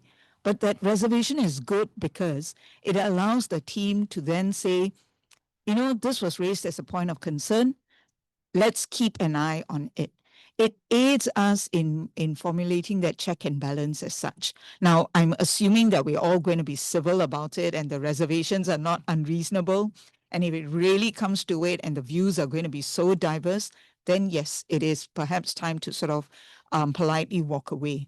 But, most times with most boards, whether as an advisor to a board or sitting on a board, I think people discuss, they bounce off ideas, they come away with slightly different views, but the different views are taken on board as enriching that eventual view that goes forward. That's very, very important. Thanks. Actually, Hao Yao, I'd like to also get your thoughts. I understand you've only really quite recently been also appointed chair of the National Kidney Foundation. So it's been about 6 months. So we were talking about Boon's perspective of a newly appointed CEO, and then you joined the organization and you worried about differences with long-standing and long-serving staff and board members. What about as a new board chair? Is there also sort of like a culture shift, something that you have to deal with? Or is it perhaps from a succession I would say- perspective so smooth? It's a bit early, I suppose, and KF on its own, we have term limits, and I think we're all well complied with all of that. So there isn't really any issue with directors who do not want to retire or anything of that sort. But I would say that I think going to the point that directors feel emotional about the organization, and one of the reasons is that they usually sit on one board, right? So I always encourage directors to sit on more boards for their own planning, right? Not only for the organization, but that our attitude should be that we get onto a board, we do a good job, and then we move on. So sometimes we think that the organization will miss our contributions, but there are also times where I've stepped off the board and nobody blinks. But there are also times where I've actually got back onto boards after a few year break. So I suppose it's about the director's attitude, as Carla says, you don't really have to be completely aligned with the other directors. You don't have to be 100% supportive of everything that's put up, but really you've got to bring in your expertise from other organizations, so that all your organizations that you serve on can benefit from the best practices across the sector. And I think that's the only way we can uplift the whole sector, is that because of the term limits, people will be serving on more and different boards, large and small, and there are a lot of learning points. Whereas I believe in the past, most people kind of served on one board for 20 or 30 years. So I think that has changed and professionalized, along with a lot more continuing education for board members. Thanks for that. Yeah. Okay. I think moving on, we have half an hour to the end of our webinar. Let's move on to the topic of fundraising, actually. So earlier in the webinar, we talked about sector trends and development of new networks and platforms in the sector, bridging the gap between family offices and the charity sector, or private bankers and the charity sector. So together with this, we know that AML and CTF requirements are rising. Due diligence processes tend to become more onerous and complex. So let's start with Boon. Just a scenario to help our participants better sort of contemplate the question. If someone offered a $1 million donation to HCA Hospice, how far do you go to verify the source before you accept? Is there, a policy in place, KYC protocols? How does that work? Okay. Well, first, if you do know someone who wants to give me $1 million, please introduce me to that person. Generally, our larger donations would come from the large public companies, some of the government-linked companies, for example, or they'll come from foundations or companies that are listed on the stock exchange. And generally, and I hope my fellow panelists can correct me if I'm wrong, generally, I feel that if these organizations are providing donations, through the reputable local banks, then I suspect that all of the, your KYC has been done already and that the money is legit. So I think in those cases, we don't have a lot of worry. We do have a policy in place for foreign donations. Now, if foreign donations come in from overseas and they're above a certain amount, then we have a policy that we should do some checks. However, we are not very structured in terms of how we do those checks. And having said that, that hasn't happened, right? So certainly if a foreign donation were to be coming in of a certain amount, then I think we're going to have to seek some help to make sure that we can verify that that money is legit. So I don't know if the other panelists have something to say about that. Yeah. Hao Yao, any thoughts? Well, I've said involved in couple of charities that receive donations from some of these I think individuals that were accused of money laundering. So there were very small amounts, and eventually we surrendered the funds. So that was relatively easy to do, I suppose. Once the individual is identified, the charities will go through their donor list and pick it up, and then you can file your suspicious transaction report, and then thereafter, most likely you will have to surrender the funds. But on an ongoing basis, all of us should have a donor due diligence policy. So this usually includes having a checklist. And for certain larger amounts, which crosses a certain threshold, and that could be different for every charity, let's say $20,000, for example. Then above the threshold, you would need more checks. So what do you look out for? Were there unusual payment arrangements? Were there foreign currency or bank accounts involved? Are the funds from high-risk jurisdictions or conflict zones? Were they paid through shell companies? Were there unusual conditions that were attached to it? For example, refund requests. There are also online searches you can do. Search for news reports from the donor. You can also screen the list against UN-designated individuals, and some of this info is on the MAS website. Bear in mind, it's not only donations that we got to be concerned with. AML also includes agents and contractors, suppliers that you may be using. So if you need help, there is FAQs and templates, on the charity portal. I believe ISCA also has a AML panel you can make use of. But on my wish list would be, at least for most of the individual donors, the giving platforms can be the ones who are probably the best to kind of do the first cut and gather the information, because you can request for identification, IC numbers, perhaps, or you could go to you can get bank accounts from the individual. You will have credit card numbers and so on and so forth. So I think ideally it's possible that they can do a kind of first cut on donors, so that we as charities, we go onto the platform, we put up a fundraising proposal, and we get donors from all over, right? We could be $10 and so it's very difficult for us to check. We could at best go through a certain kind of list that we have, as I mentioned earlier, but that's also to that extent that we can, because the money comes through the portal anyway, right? So perhaps there could be more help for charities in this area. Carla, do you have any thoughts on this? I mean, it's an attractive idea, what Hao Yao has said, where charities can rely on some of these platforms to do the due diligence, basically. So, but who is ultimately responsible for AML compliance? If the charity, and if so, then I suppose, can the governing body play a role in this? I think Hao Yao has been super detailed in terms of ensuring or trying to ensure that AML requirements are complied with. And it is critical, I think, for AML requirements, before answering the specific question, it is critical that we all take this very seriously. For some bodies, of course, there are various schemes in place, various rules in place that you have to follow quite strictly to ensure compliance. For donations, it's not always so easy, but if you go down the route that Hao Yao has suggested, it does work. So I'm not going to repeat all of that. But where does responsibility ultimately lie?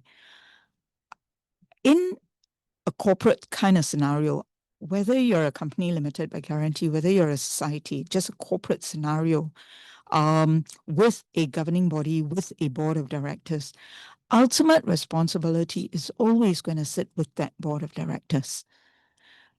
How do you then defend yourself in a sense? It comes back to processes, policies, your structures, and are these all in place? So board needs to ensure, given heightened concerns, especially in recent years, that the charity has a scheme in place, a system in place to monitor where large contributions are coming from. If it is from known sources, their usual members, the usual suspects, companies that donate to them, then maybe the due diligence can be reduced a little bit. But, having a template set of questions, getting that filled up, I think definitely aids. But board's role is really to ensure that something like that has been put in place, maybe annually in one of the board meetings or at most 18 months apart. Just check to ensure that, hey, we have this process in place. Is it being complied with? Have they been followed through? So that's board's role. They cannot, and this goes back to a point that we discussed earlier, management and board, right? Board cannot go down to the role of actually going to do that due diligence. At best, that's a management role if it's not been delegated to a third party, to a platform. Management is the one that is handling that execution of the policy in place. They are checking the source of funds, where it has come from. So it sits with management. Of course, if it's a large amount, if it's a complex contribution coming through, donation coming through, if you're a large organization, then get a third party to help you as well to verify the funds. But I hope I'm being very clear between board and management, and where the role starts and ends as such. Yeah, thanks for that. Okay, we do have some really interesting questions, so I'd like to leave 10 minutes for our Q&A. So moving on to transparency and trust, which will be our last slide before our Q&A this afternoon. Let's talk a little bit about that, because earlier we had discussed this topic and this word came up a few times. And I believe most charities would be familiar with the Charity Transparency Framework. And we know that Principle 6 of the Code of Governance states that the charity communicates actively to instill public confidence. So just want to bring in the Code of Governance because that really is the basis for our discussion today as well. Now, many of the middle management and comms leads in the audience are the ones preparing the documents. So maybe we can get your opinion on this, Boon. Since HCA Hospice, I noticed, won both the Charity Governance Award and the Charity Transparency Award in 2024. Congratulations to HCA. So from your perspective as now CEO of the organization, what do you think HCA Hospice did that made it stand out? Yeah. Okay. Well, first, I certainly encourage everyone to read our annual report that we just published. It's 100 pages long, but don't worry, the last 67 pages are in the appendix. And the appendix actually includes things like our audit report and the feedback on whether board committee members are attending the meetings and stuff like that. All the details are there, including where we get our funds from, how we spend the funds, how we stick to our ratio of making sure we don't spend more than 20% on fundraising and things like that. So all of that information is there.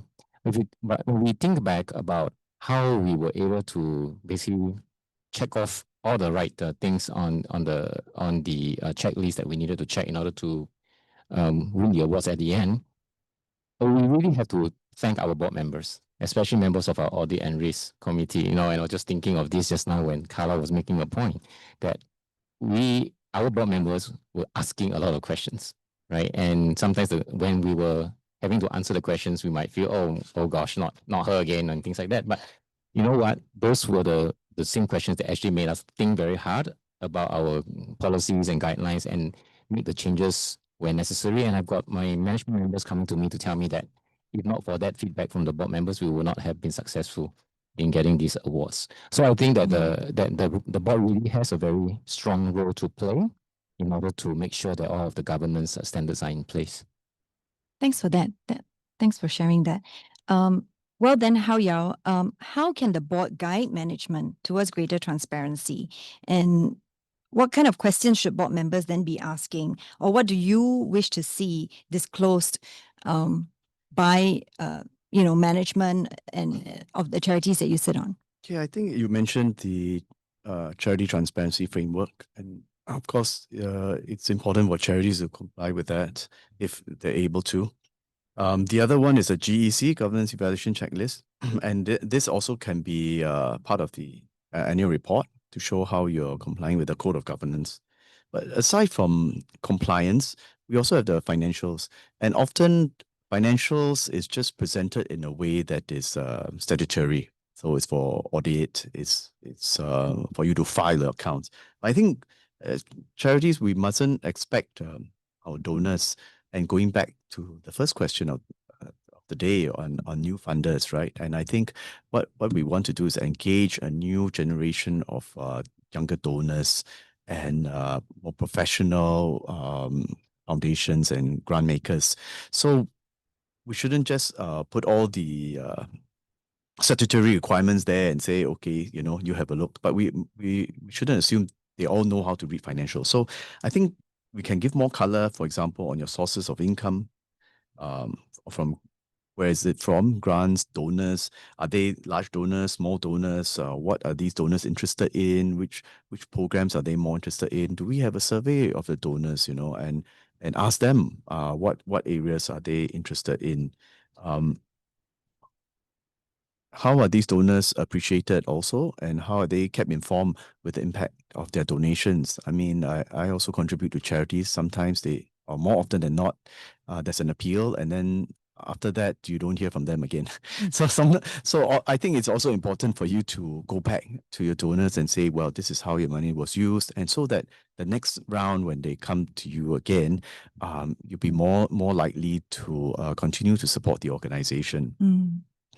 Some of these financials can be done, pictorially, or infographics. Also, donors are interested in expenses, right? So, of course, expenses, it's also in your financial statements, but there's no clearly color to that. It's like one line, expenses for charitable activities. But so I think you should really break it down. How much of it is staff expenses? How many staff do you have? How much goes to rental, how much goes to different programs and beneficiaries, and then also detail the impact. And I think Boon talked a bit about that as well. What kind of impacts your organization having on the beneficiaries, on the wider community? So all these are kind of transparency topics, which are not compliance in nature, but it's really going to help you communicate to your audience and to the donors. Okay, thanks for that. I'm going to throw something out to the panel. We've, on the topic of transparency, we've talked about being transparent when it comes to costs, expenses. But we also know that the donor landscape tends to be resistant to supporting the operational cost of a charity. Oftentimes you'll hear the fundraising team say that, the donations come in and they want to make sure that it goes to the program. So that becomes a bit of a chicken and egg, because you want to be transparent, but you know that if you legitimately are confident that you can justify your expenses. But then there is the storytelling part of the charitable that charities need to do, right? How we present information. So realistically, I mean, this is not easy. Any thoughts and advice for charities who struggle with that? It's a trick question, right? Well, I think you're absolutely right. We do have donors, and I guess I mentioned this myself earlier on as well. We do have donors who tell us that, look, we want our donation to go to a specific program. We want to only support this particular aspect. We don't want to support business as usual, basically, right? Mm. So I think it's a delicate balance, and so far we are doing okay, I would say. You know, a lot of the business as usual funding that we get comes from the government, you know, because of the subvention funding that we get for each of the patients that we serve, right? And then a lot of that also comes in from regular donations. So when people just, you know, scan a QR code and give a regular donation, they don't specify where that money is going to go. But for the rest of the money, then yes, we do have specific programs that we are that we need funding. I guess the good thing is that we are an expanding organization. There are increasing needs for palliative and hospice care in Singapore, and as a result, we do have legitimate expansion plans. I think what is important is the trust of our donors. So we are absolutely transparent in what we do. We would let our donors know that, look, we don't need your money because we don't have that much of the stuff you want to fund for us, for you to fund, right? So, but can you think of something else? So we have had to go to donors and say that we really appreciate that you want to give us this much money, but then we can probably just take a fraction of it because the rest of it is business as usual, which you don't want to fund. Yeah, so I think that being transparent and continuing to earn that trust of the donor is absolutely essential. Thanks for that. Thanks for that, Boon. Okay, let's then dive into our Q&A. So that would mean that the questions will just be on any topic.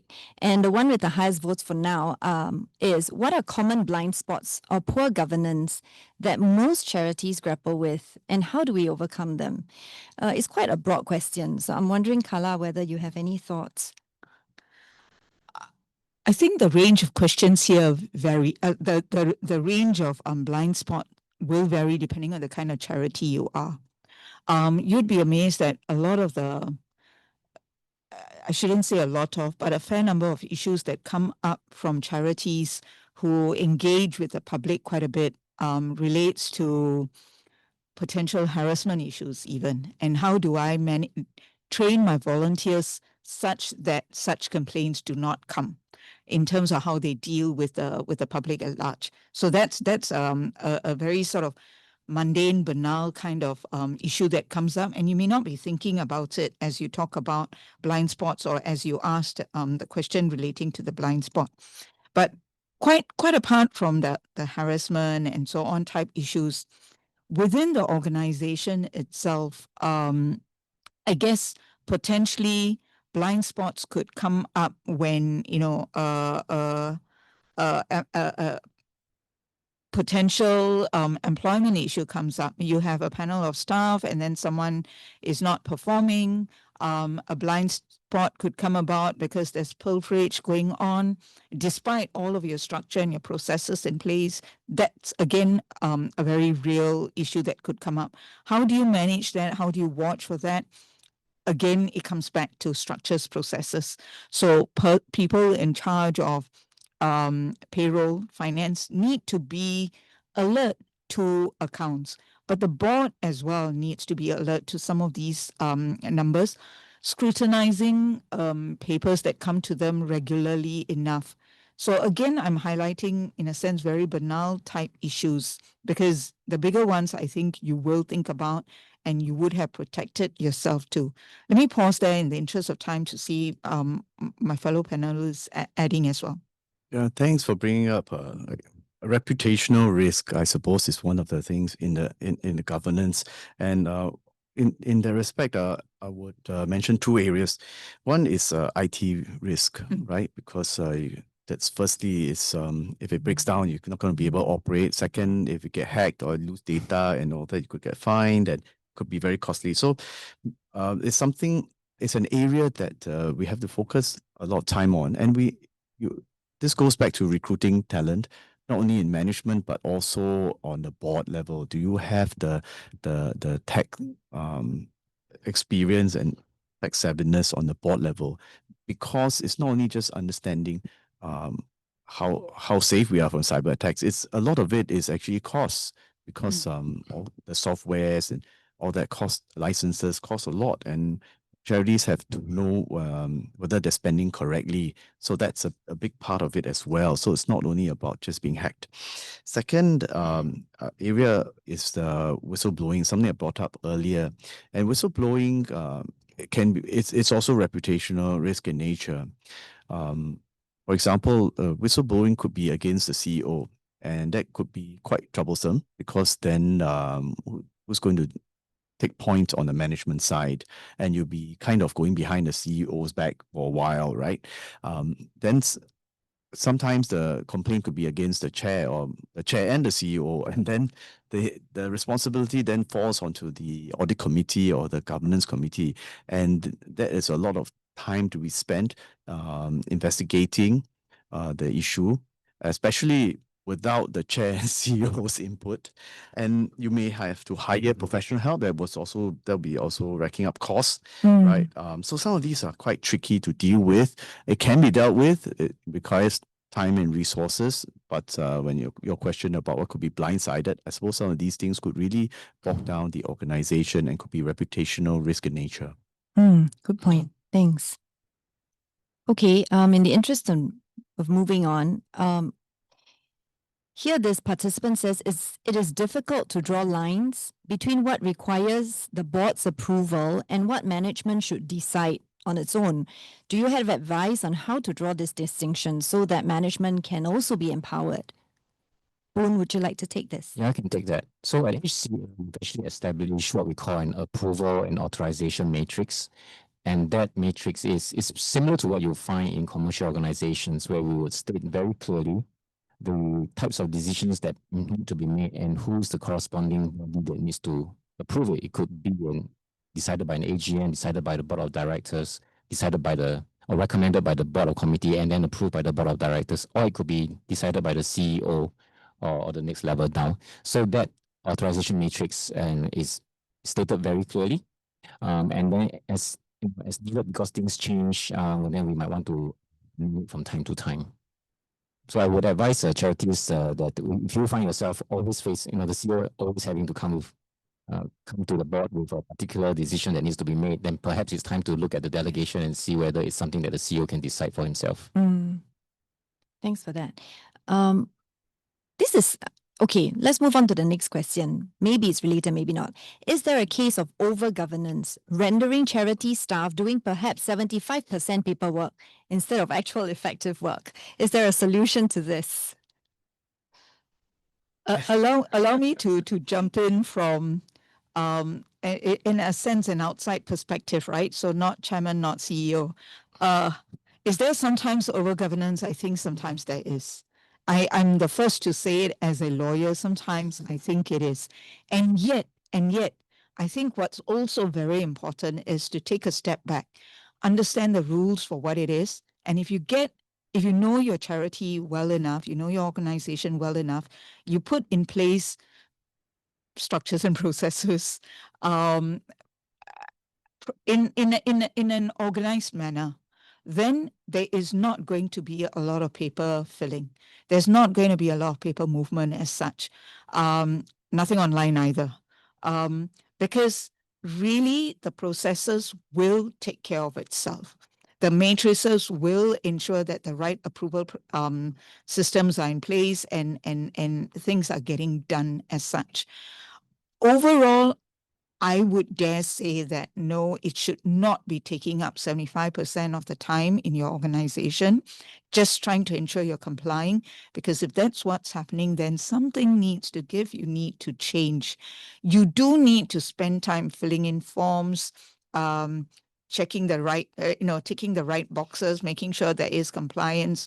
All of us have to do that, and it is painful, but it should not be taking up more than 20-30% of your time in a day, and that's already putting it at an excessive amount.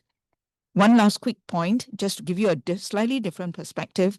If it's at the end of your financial year and you're going to sort of have to do your annual report, whilst you would have had to, as part of your risk management, review accounts, make sure there's compliance throughout, the percentage of time you spend is a little less because it's a continuum, right?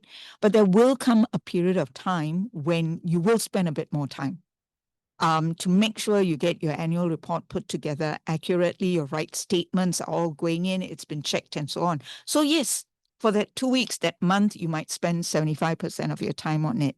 So have a perspective as well in terms of when you're spending time on particular area or documentation. Thanks for that. All right, let's close with a last question. How should organizations handle situations where a major donor offers a substantial gift but requests naming rights or recognition that could potentially conflict with the organization's values? Bit of conflict of interest situation to close it. I suppose sometimes large donors do that, right? Attach a condition or some form of recognition to their donation.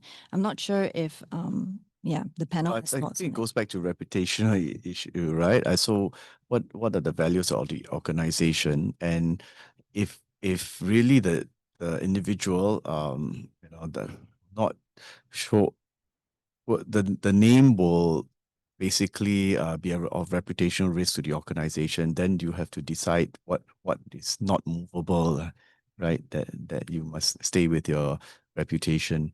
So I think it's quite clear. While money, I think it's always attractive, and you mentioned $1 million earlier as well. And of course, most of us will say, let's take it, right? But I think so that's what the board is for you to discuss these issues and what is important to you.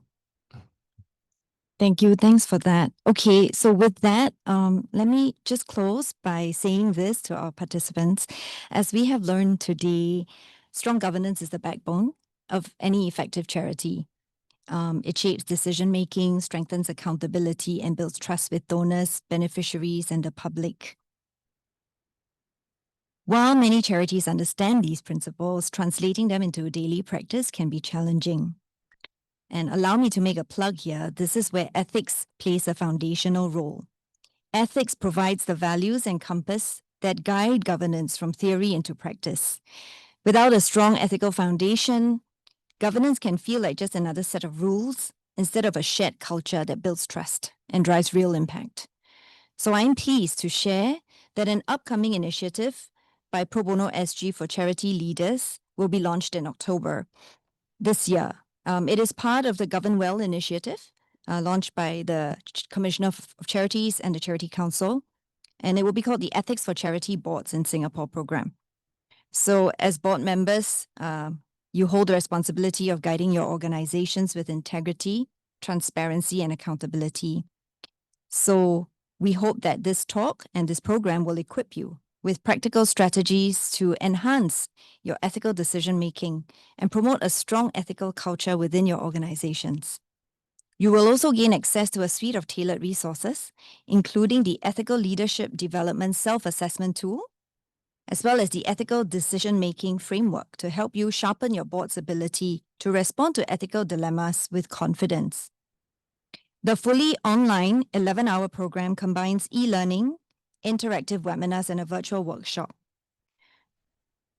Upon completion of the program, you can access the complimentary community of practice for continuous learning and dialogue on ideas and best practices with your course participants. We invite you to indicate your interest by scanning the QR code and completing the e-form. Our team will be in touch once registration opens. I look forward to seeing you at the training program. To all our participants, your feedback will help make future webinars more relevant and useful to you. At the end of this webinar, a survey form will pop up on your screen for your completion. We appreciate your comments as they would be used to improve our future services. I really want to express my deepest gratitude to our panelists, Mr. Ang Hao Yao, Dr. Tan Boon Hyun, and Ms. Kala Anandaraja, for their invaluable insights and sharing from their personal journeys. They sat with me for 2 hours talking about everything we can think of when it comes to governance. So thank you very much to our panel. And to our audience, a reminder that learning does not end here. If any queries arise post-webinar, or if we haven't been able to deal with some of your questions, please do not hesitate to reach out to Pro Bono SG or to MCCY Charities Unit. If your charity needs legal advice, please email us at nls@probono.sg. And so on behalf of Pro Bono SG, the Office of the Commissioner of Charities and the Charity Council, we would like to thank our speakers and a huge thank you to our audience for joining us. We hope that you have a great week ahead.